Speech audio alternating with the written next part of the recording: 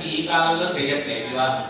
అష్టవర్ష భవేత్ కన్యా పాలిత పుత్రవర్మ గాని మనం అమ్మాయిని అప్పగించేటప్పుడు పాలు చేతిలో పోసి 8 ఏళ్ల కూతుర్ని, ఇప్పుడు ఆమె కన్యా కాదు, కుమారి కాదు, సువాసిని కాదు, కానీ మనం చేస్తున్నాం కన్యాదానం. వాడు పుట్టినప్పటి నుంచి వాడికి మందబుద్ధి, ఎంత చేసినా ఎంత చెప్పినా వాడి బుద్ధి మారడం లేదు. కనీసం ఉపనయన పోవాలంటే ఒక వాహనం కానీ లేదా ఇంకేదైనా ఒక పరికరం కాదు. స్పందన ఏదైతే ఉందో ఆ స్పందన ఉంటేనే ఆ రాగం కానీ లయ కానీ అవి వింటూ ఉంటే ఆనందాన్ని పొందుతూ ఉంటాం. అది దేని వల్ల జరుగుతుంది? అమ్మవారి యొక్క లేకపోతే కుదరనే కుదరదు. దీనికి ఎట్లా అంటే సాక్షాత్తు వటపత్రశాయి మీద పడుకున్న శ్రీకృష్ణ పరమాత్మ పడుకోగానే సృష్టి చేయాలనే సంకల్పం కలిగింది ఆయనకు. నిద్రం కలగగానే ఆయన నాభి నుంచి ఒక కమలం, ఆ కమలంలో నుంచి బ్రహ్మదేవుడు సృష్టి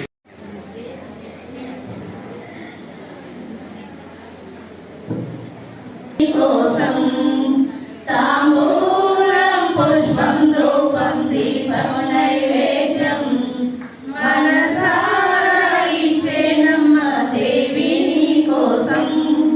అమ్మా కరుణించవే మాయమ్మ, అమ్మా కాపాడవే మాయమ్మ. తాంబూలం పుష్పం ధూపం దీపం నైవేద్యం మనసారా ఇచ్చేనమ్మ దేవి నీ కోసం. కామాక్షి అంటూ కొలిచే కాంచీపుర నగరం పుష్పం ధూపం దీపం నైవేద్యం మనసారా ఇచ్చేనమ్మ దేవి నీలా క్షేత్రం. దుర్గమ్మ అంటూ కొలిచే విజయవాడ నగరం రమణూటమున విరిసిన సిరిమల్లి శనిగిరిపై మాలికపురమై వెలసిన మా తల్లి.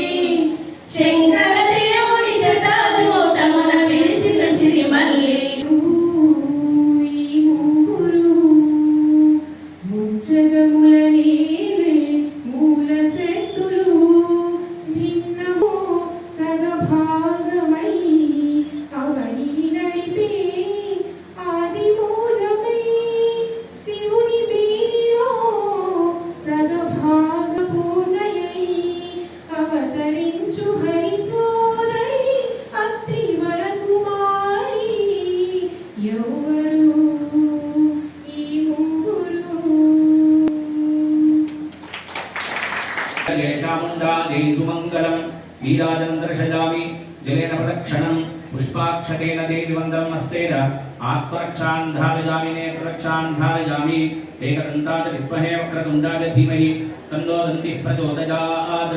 నారాయణాయ విద్మహే వాసుదేవాయ ధీమహి తన్నో విష్ణుః ప్రచోదయాత్. మహాదేవ్యేయ విద్మహే విష్ణుపత్న్యై ధీమహి తన్నో లక్ష్మీ. అటువంటి రచనా సాంప్రదాయాన్ని ఆదిశంకరుల వారు తనదైన శైలిలో సమయాచారం అనేటువంటి ఒక ఆచారం ప్రకారం దాన్ని రచించినారు. ఎట్లా రచించినారు అంటే శంకరుడు అన్నారు, ఇహకలు శంకర భగవత్ పూజ్య పాదాః సమయ తత్వవేదిన సమయాభ్యాం చంద్రకళా శ్లోకశతేన ప్రస్తుతంతి. ప్రారంభించారు శంకరుడు. ఎట్లా అంటే ఈ 100 శ్లోకాల ద్వారా సమయ అని చెప్పబడుతున్నటువంటి ఆ చంద్రకళా స్వరూపిణి అయినటువంటి అమ్మవారిని స్తుతిస్తున్నాం. ఇందులో మనం ఆలోచిస్తే విషయ వస్తువు ఏమిటి అంటే అమ్మవారు సమయ అని చెప్పబడినటువంటి చంద్రకళా స్వరూపంగా చెప్తున్నారు. 100 శ్లోకాలు ఎవరి గురించి చెప్పబడుతున్నాయి అంటే సమయ అనేటువంటి చంద్రకళా స్వరూపం ఏదైతే ఉందో ఆ చంద్రకళ గురించి చెప్తున్నారు. లలిత సహస్రనామంలో మనకు సమయాచార తత్పర. అదే ఆ అమ్మవారిని ఉపాసించే వాళ్ళు ఎవరైతే ఉన్నారో వాళ్ళను సామికులు అంటారు, సామయుకులు అంటారు.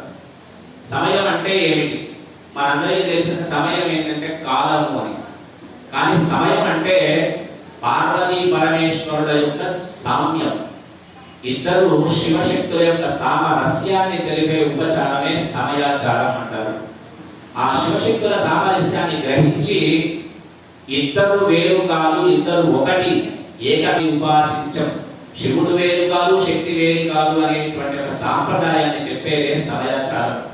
అటువంటి ఒక సమయాచారం అంటే శివ శక్తుల ఏకస్వరూపంగా ఉంటుంది.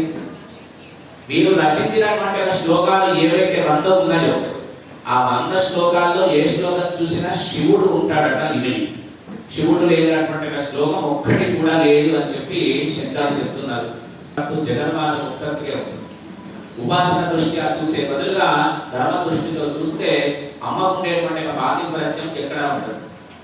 అయితే లోకంలో బ్రహ్మను విష్ణువును రుద్రుడిని సృష్టించింది జగన్మాత. సృష్టించిన తర్వాత వీళ్ళలో కొద్దిగా కించిత్ అహంకారం, ఎవరికి పార్వతి లక్ష్మీ సరస్వతులకు చిన్నగా అహంకారం కలిగింది.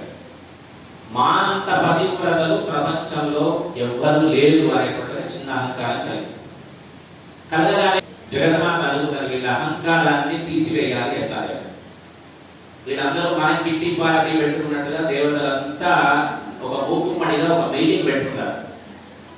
పెట్టుకుంటే వాణి చెప్తుంది సరస్వతి అమ్మవారు, నా వాక్కులతోటే బ్రహ్మను సృష్టి చేస్తున్నాడు. నేను నాలుక మీద కనుక లేకపోతే బ్రహ్మ సృష్టించడం ఆయన వల్ల కాదు. కనుక నా అంత పతివ్రత ఎవరు లేరు, ఆయన నాలుగు పైన నేనున్నాను. ఏమవుతున్నదంటే వక్షస్థలంలో నేనున్నాను. నేను లేకపోతే కనుక నారాయణమూర్తికి శ్రీమంతమే లేదు. నేనుంటున్నానని లక్ష్మీదేవి అంటే సగభాగమే నేను. ఆయనలో ఉండే సగ అంటే నేను. నా అంత పతివ్రత లోకంలో ఎవరు లేదు.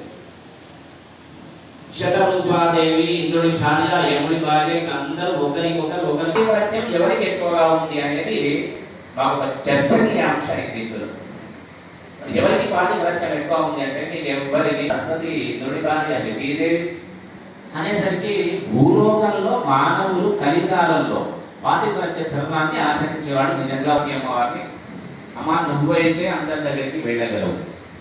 కనుక నీవే ఆ టేబుల్ పైన కూర్చోదు. అయ్యో అమ్మ ఆవిడే. ఈమెకి మించినటువంటి ఒక పతివ్రత ఎక్కడ కూడా అమ్మవారు కిందికి దిగింది, వెళ్ళింది. భర్త ఇంట్లో లేడు కనుక పాతివ్రత్య ధర్మం తలుపులు పెట్టుకొని ఆయన వస్తాడు. వచ్చిన తర్వాత అడిగి ఆయన రమ్మంటే మీరు లోపలికి రండి అనగానే ఈమె వాడు గృహస్థాశ్రమంలో తీసుకున్నటువంటి కదా భర్త మాటను నేను దాటను. కనుక ఈరోజు కురదు, రేపు రమ్మ. పార్వతి అమ్మవారు వెళ్ళిపోయింది కైలాసానికి. వెళ్ళిపోయి తెల్లవారి వీళ్ళందరూ మీటింగ్ పెట్టుకున్నాక రాగానే ఏమమ్మా ఇంత తొందరగా వచ్చినావు, నిజంగానే ఆవిడ పతివ్రత అంటే ఎక్కడి నేను వెళితే వాళ్ళ భర్త లేడట. సరే మరి ఏం చేస్తామంటే తెల్లారి వెళ్తా. తెల్లారి వెళ్ళింది.